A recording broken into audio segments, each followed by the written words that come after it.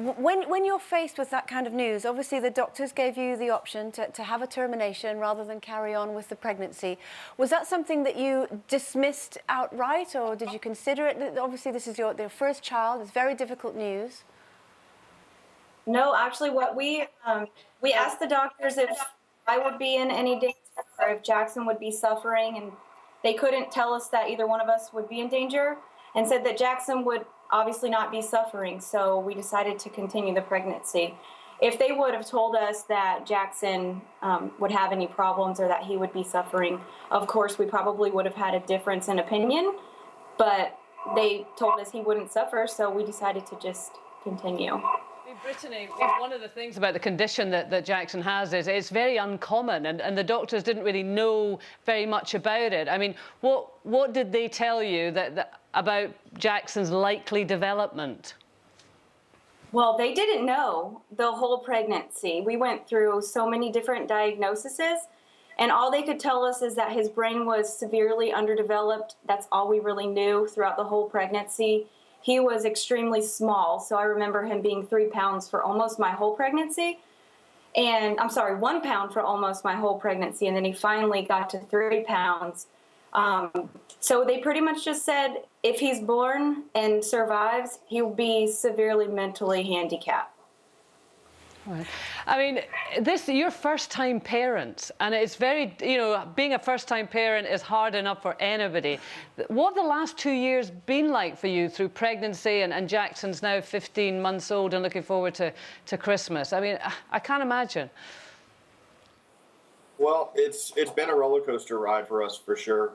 And when we first started, we really believed every word the doctors were telling us, that he probably wasn't going to make it, maybe a few weeks, maybe a few months if we were lucky. But at the same time, this is our normal. We don't have another child, or we don't plan on having another child. So everything that we go through is just simply our family. It's simply Jaxon. He does amazingly well, and he does it at his own pace. And how wonderful for you as well. You were told not to expect an awful lot. Don't get your hopes up. He speaks to you. He says "Mama" and "Dada," and he can say "Hey" if he wants something. These are normal little milestones that you never expected to have. It must be wonderful for you. It is, and he actually says "I love you" as well. And we say that to him probably a few hundred times a day, no exaggeration. And he started to pick that up and repeat that back to us as well. So watching him actually grow and develop, and the last 2 weeks has been the best stretch of health he's ever had. He's actually not getting any weaker. He's only improving right now, and that just makes us feel so proud and happy as parents. And you've had an awful lot of support from around the world, haven't you? I mean, Jackson's story has gone around the world.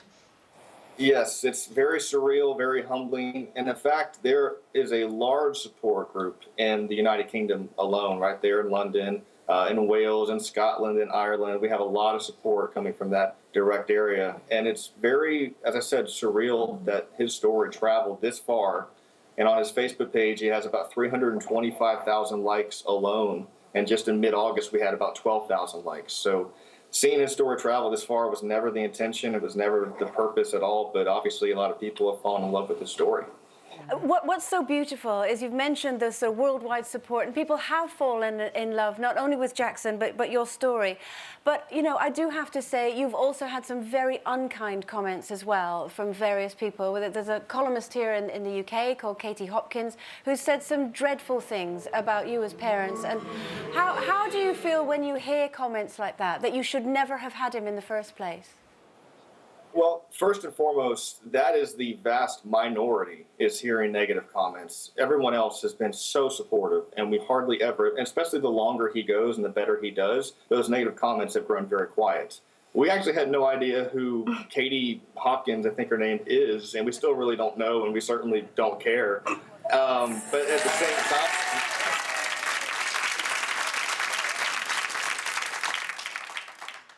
apparently she doesn't have a very good reputation either over there, is what we're understanding. But at the same time, every time that someone has said a negative comment, before we can even get back to it or we're told about it, there have been dozens of supporters who absolutely go after them and bash them right back.